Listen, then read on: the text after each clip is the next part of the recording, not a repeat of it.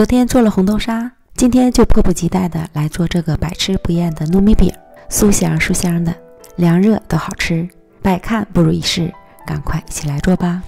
碗中准备200克糯米粉，加入30克普通面粉，15克白糖，混合均匀，再少量多次的加入150克开水，将糯米粉烫匀，搅拌成絮状，静置晾至温热后，再揉成光滑稍软的面团。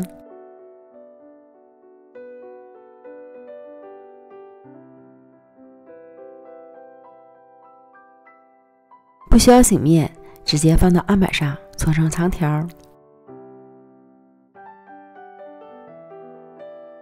均分成10个大小均匀的面剂，盖好防止风干。取一个面剂揉光滑，擀成约5毫米厚的小圆饼，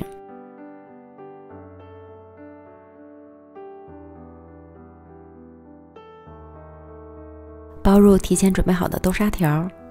豆沙馅儿是我自己做的，具体做法详见上个视频哦，非常的简单。对折捏合好，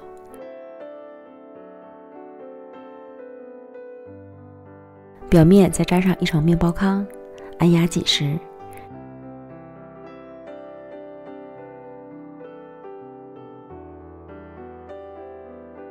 这样一个生坯就做好了。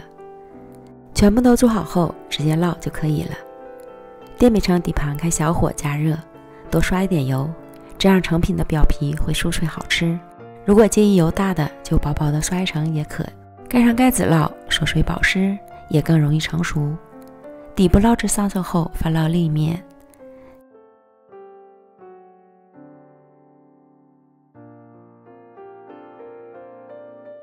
另一面烙至上色，再次翻面。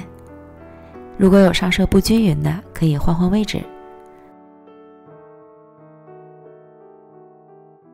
反复翻面2次，两面都烙至金黄，表面微鼓，按压能快速回弹即可出锅。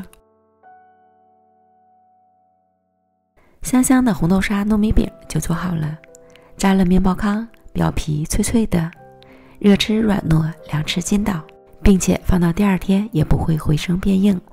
糯叽叽的食物真的是百吃不厌，如果你也喜欢，就赶快试试吧。